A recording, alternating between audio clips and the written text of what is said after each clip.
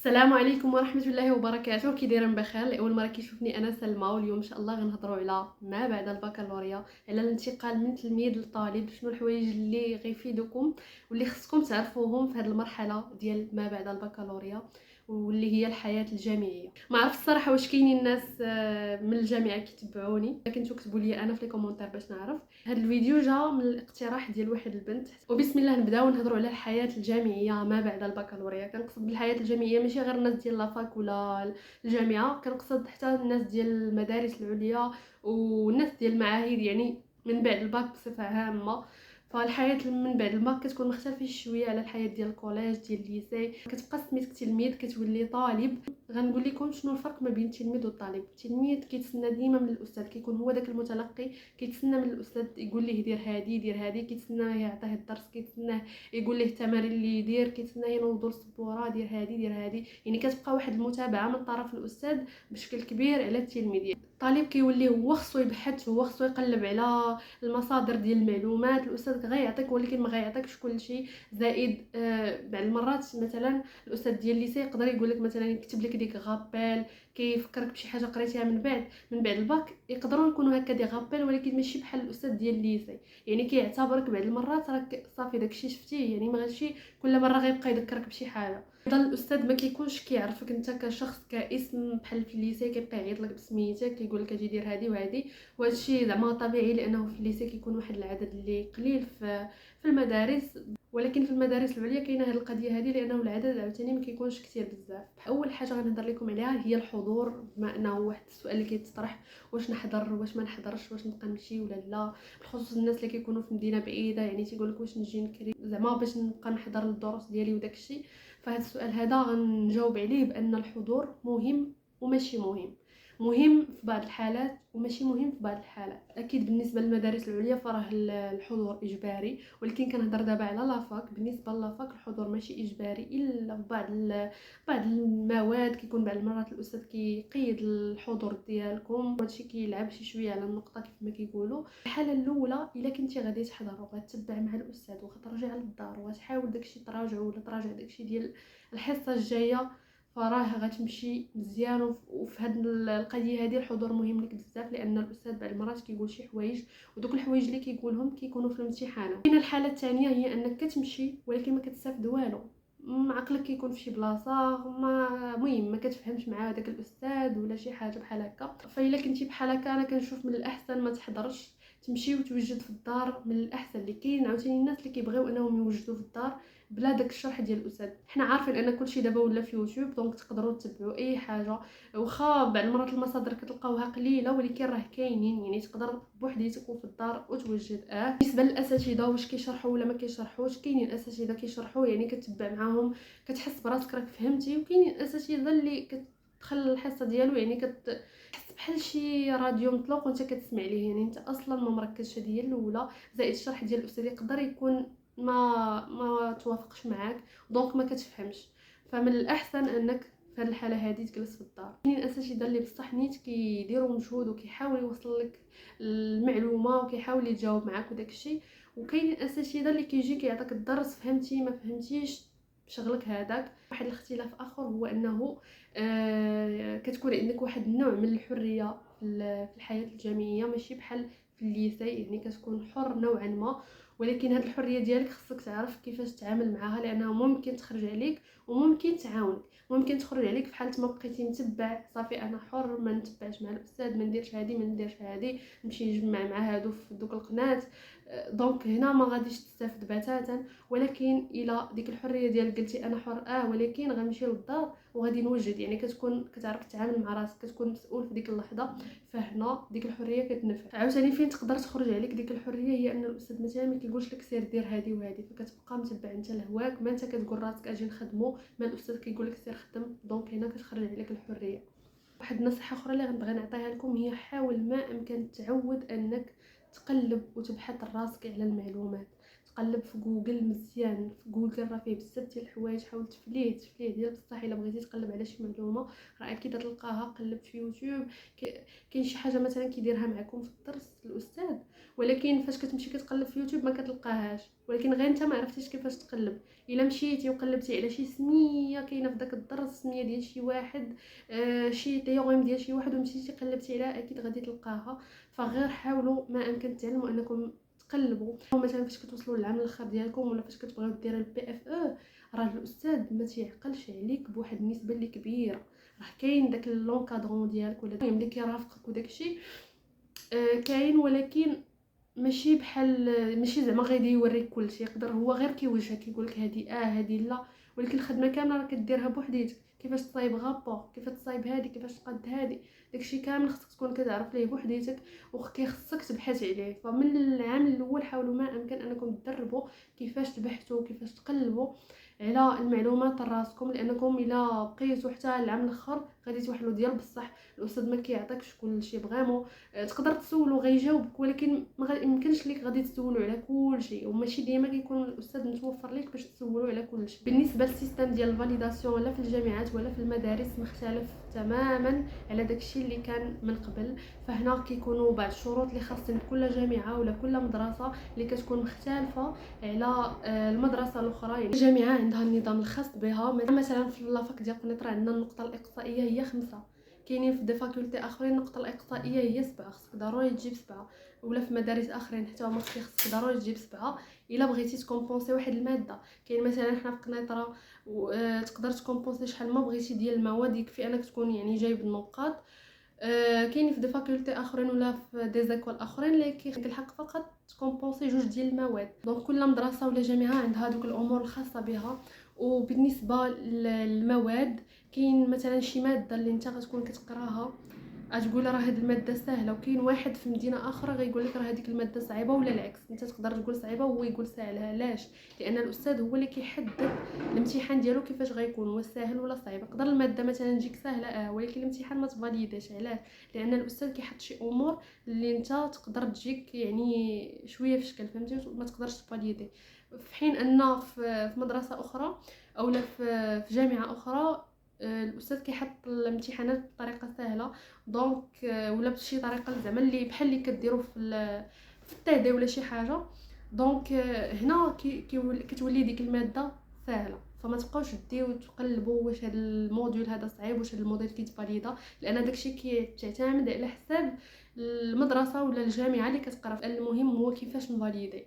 بغيت انا ندخل هاد لافاك نجيب مزيان نفاليدي.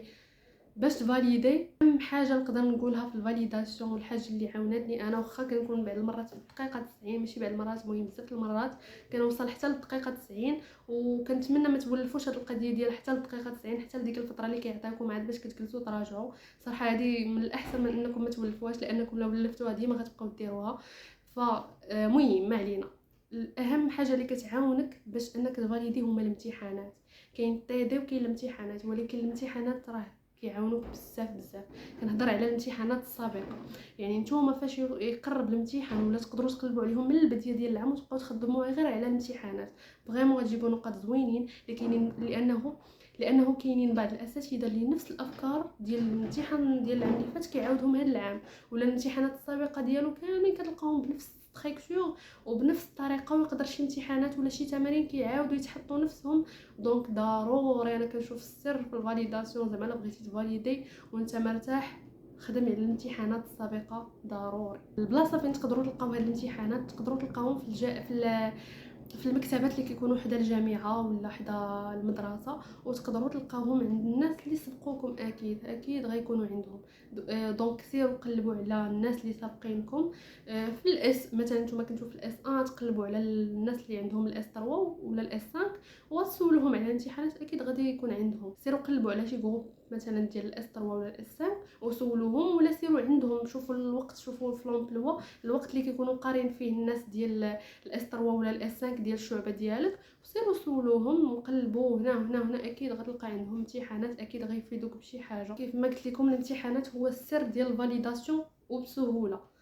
وكيفاش مثلا انا شديت امتحان مثلا انا شديته وما فهمتش شي حاجه ما كنتش كنحضر، وصلت مثلا لديك الدقيقه 90 كيفاش غندير نفاليدي. باش تفاليدي هي انك مثلا غتشد داك الامتحان ديالك، غدوز للتمرين الاول غتلقى فيه واحد الفقره كاينه في الدرس، غتمشي تشوف شنو شمن فقره متعلقه بداك السؤال الاول، غتمشي غتقلب عليها تحاول تفهمها وتجي تجاوب على السؤال ديالك، ثم تدوز تشوف الحل. الا لقيتي الحل ما لقيتيش قلب عليه في شات جي بي تي ولا في جوجل ولا في شي حاجه. دونك هذه هي الطريقه الوحيده زعما انا اللي كنت كندير وكانت كتبين لي انا كتسهل عليا. وبعد المرات واخا كتمشي وكتوجد كل شيء وكتخدم لي تيدي وما كتكونش خدمتي الامتحانات، كتدخل الامتحان كتصدم. علاش؟ لان الاستاذ داير في بالو واحد لا ستركتور اللي ديما كيمشي عليها. دونك هو في بالو راه انت مشيتي طليتي على ليكزامبل العام اللي فات عرفتي كيفاش كيحط الامور. ماشي ضروري غيحط لك من التادي، ماشي ضروري كيحطوا هما حتى من التادي ولكن ماشي بالضروره. دونك ديما سيروا الامتحانات وشحال من مره كنكونوا شي امتحان مثلا ما لقيناش ليه حل كنقول صافي بلا ما نخدمو كتصدق داك التمرين لا في داك الامتحان ولا الامتحان كامل يقدر يتعاود وانت ما خدمتيش. هنا كيبقى فيك فريمون الحال. وهذه ما طرات لينا ما مره ما جوج، يعني الامتحانات راه كيتعاودوا. حاولوا ما امكن تخدموا عليهم. شحال من مره قلت الامتحانات باش تعرفوا الاهميه ديالهم. بالنسبه للفتره اللي كيعطيوكم ديال الامتحانات كتكون على حسب كل مدرسه ولا جامعه. المهم حنا كانوا كيعطيونا تقريبا 20 يوم، دائما 20 يوم، فكانت كتعاوننا بزاف بالخصوص الناس اللي كيجمعوا عليهم كلشي حتى الاخر. فهاديك الفتره صراحه مهمه وكتعاونك باش انك تفاليدي. الاخرى اللي غنصحكم بها في الحياه الجامعيه الجديده اللي ماشي خايبه وماشي ديما زوينه، يعني ضروري تلقى بعض الصعوبات، فيها شي حوايج زوينين فيها شي حوايج خايبين. دونك خصك الصبر هي اول حاجه. دونك الحاجه اللي غنصحكم بها هي لي كلوب. ضروري تدخلوا لي كلوب، ضروري تدخلوا لدوك النوادي، سيروا قلبوا عليهم. فمثلا انا كنت في لافاك ديال قنيطره وكانوا حدانا مدارس ديال لانسا وداكشي، فمشيت كنتسجل في دوك النوادي ديالهم. بصراحه ما عرفتش علاش ما تسجلتش في ديال لافاك نيت حيتاش كيكونوا نوادي فيهم. المهم كانت واحد البنت شكرات ليا دوك النوادي ديال تما، صافي مشيت سجلت فيهم. وفريمون واحد التجربه كدوزها زوينه، كاين امور انسانيه دينيه بزاف ديال الحوايج كتعلمهم جداد، كتعرف على ناس جداد، كتكون واحد الصداقات جداد. دونك شي حاجه اللي زوينه كتخرج شي شويه من داك العالم ديالك، بالخصوص الا كنتي انطوائي.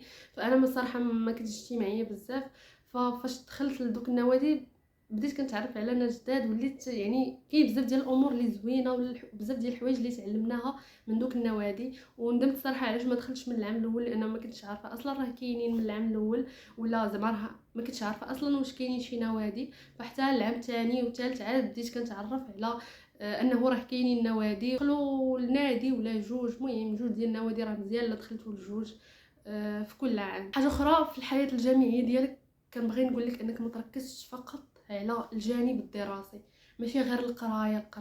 انا نبغيكم تركزوا على اول حاجه هي الشخصيه ديالكم، تركزوا عليها بواحد النسبه اللي كبيره لانها تعاونكم. لانكم من بعد توجهوا لسوق العمل سوق الشغل، يعني ما غتبقاوش غير في القرايه. دونك حاولوا ما امكن انكم تركزوا بزاف على الشخصيه ديالكم. وحاجه اخرى المهارات، اكيد المهارات، اي لغه قدرتي تعلمها، اي كتاب قدرتي تقراه. دونك حاولوا ما امكن تسمعوا لي بودكاست، ديما خليو داك الجانب، ماشي غير صافي انا في الجامعه راه غنبقى غير نقرا. ولا هاد النصيحه ماشي غير للناس ديال الجامعه، اي واحد في اي مرحله دراسيه خصو يوازن ما بين القرايه والامور الاخرى اللي هما غيعاونوه. يعني دوك المهارات، تعرف كيفاش تهضر قدام الناس، شحال من حاجه يعني اللي كتكون مهمه وبزاف.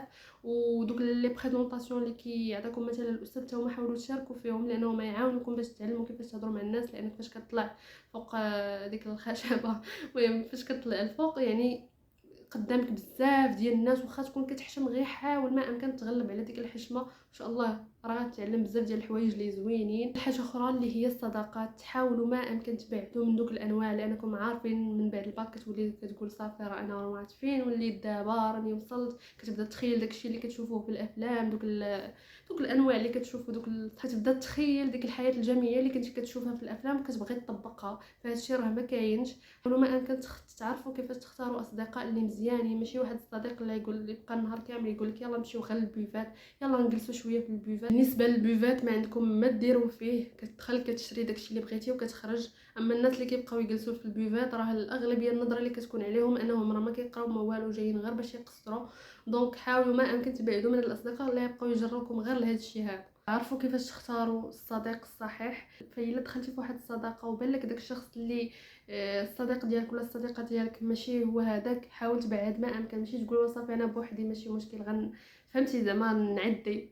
لا، انا كنت عاقله في العام الاول كانت واحد الصديقه اللي كنشوف منها بعض الامور اللي ما تعجبنيش، وشي حوايج وشي هضور وشي حاجه اللي انا ما كتعجبنيش وما نقدرش نصبر على انسان يبقى يتعامل معايا ولا يتعامل قدامي بداك الشيء. فبعدت منها بتاتا والحمد لله زعما ارتحيت. فما تبقاش تقول ولا غير باش ما نبقاش بوحدي اجي نكون هاد الصديقه ولا هاد الصديق ولا شي حاجه. حاولوا ما امكن تعرفوا تختاروا، لان هاد القضيه هذه كتاثر بزاف وبزاف ديال الوليدات ولا حتى البنات كيطلعوا كيكونوا زعما مزيانين من قبل، كيطلعوا للجامعه كيتبدلوا كيوليو يديروا شي امور كيتاخروا. بالخصوص في الجامعه راه ماشي ديال تدخل مثلا كتصافي كنجيو بديك الفكره دخل دير اللي بغيتي وهذا. هي من واحد الناحيه ولكن ماشي لدرجه مثلا كيجي شي واحد كيجيب معاه الماكله ديالو ويحطها قدام الاستاذ. زعما راه واخا هكاك راه كطيح من القيمه ديال داك الاستاذ وكطيح حتى من القيمه ديال راسك، وما عندها حتى شي معنى تدخل مثلا بقرعه ديال المناضه ولا شي حاجه قدام الاستاذ ولا باي حاجه وتبدا تشرب. ما عندها حتى شي معنى بصراحه. كتخلي داك لونفي ديال القرايه باش حتى انت تكون مرتاح. اما دوك التصرفات زعما غير كيبانوا غير ديال التبرهيش وصافي. في الجامعات كيكونوا النقط شويه هابطين مقارنه مع يعني مع الكوليج والليسي، راه كتضرب العشرينات 18 19. يعني هاد النقط هادو كيكونوا بكثره. ولكن من بعد الباك راه كتولي بعد تقدر في شي ماده تولي كتمنى تجيبها 5، تقدر واحد الماده تولي تمنى تجيب فيها غير 10، تقدر واحد الماده تولي المهم داكشي على حساب كل ماده وعلى حساب كل استاذ. فحاولوا ما امكن بعد هذه القضيه هذه تقبلوها. كاينين ناس زعما اللي كيجيبوا مزيان كيجيبوا نقاط زوينين وكيكونوا منضبطين وكيتبعوا مع الاستاذ وداك الشيء. هو راه ماشي ديما كتجيب مزيان وماشي ديما ما كتجيبش مزيان، على حساب الخدمه ديالك وعلى حساب عاوتاني عامل اخر هو الاستاذ وكيفاش كيتعامل في النقاط ديالو على حساب. دونك يعني الا ما جبتيش واحد النقطه ولا تصدمتي في شي ماده راه عادي، غير حاول تكمل. ما نجحتيش فيها في النورمال عاود دوزها في الراتراباج. واكيد الراتراباج راه واحد الفرصه اللي زوينه اللي كتعطى. حاولوا ما يدوخوش لكم راسكم ديك لا الراتراباج راه كيكون صعب من النورمال. هادشي راه ما كاينش. كاين بطبيعه الحال الاستاذ اللي كيقدر شي شويه يزيد في الصعوبه، ولكن ماشي كلشي. الاغلبيه كيخلي زعما نفس النيفو ولا كاع كيسهل على حساب داكشي، على حساب كل استاذ. ما تبقاوش نتوما تدوخوا راسكم بان الراتراباج صعيب. بالعكس الراتراباج راه شحال فاليدينا منه ديال المواد بزاف بزاف. والاس ان صراحه انا كنت فاليديت الاس ان كامل في الراتراباج. وصافي هادشي اللي كان في هذا الفيديو هذا. كنتمنى نكون وصلت لكم بعض الافكار اللي خصها توصل لكم. الحياه الجامعيه والحياه ما بعد البكالوريا زوينه بالصعوبات ديالها وبداكشي الزوين اللي فيها. دونك الحمد لله عليها. غدوزو بعض الحوايج اللي زوينين وبعض الحوايج اللي خايبين، وغيبدا يجيكم في التفكير بزاف دوك في المستقبل ديالكم في الامور ديالكم وداكشي. فغير حاولوا تعاملوا مع هادشي، ما تبقاوش غارقين بداك الاوفر ثينكين. حاولوا فاش تجيك ديك الفكره واخا هاي جاتني ديك الفكره واش كاين شي حل، حاولوا ديما تقلبوا على الحل. ما تبقاوش منغمسين في داك المشكل ولا ديك الفكره الخايبه اللي جاتك. فهمتوا؟ دونك هادشي اللي كاين. كنتمنى ان شاء الله دوزوا حياه جامعيه زوينه. غير حاولوا تنضبطوا، ما تبقاوش في ديك غير اللي شتيهم كيديروها كديرها حتى انت. حاول ما امكن تنضبط شي شويه. اكيد بعض المرات ما تكونش منضبط في شي حوايج، ولكن المهم ان شاء الله كلشي يدوز مزيان. الله يدوز كلشي على خير. مع السلامه، نتلاقاو في فيديو جاي ان شاء الله. ما تنساوش صلاتكم.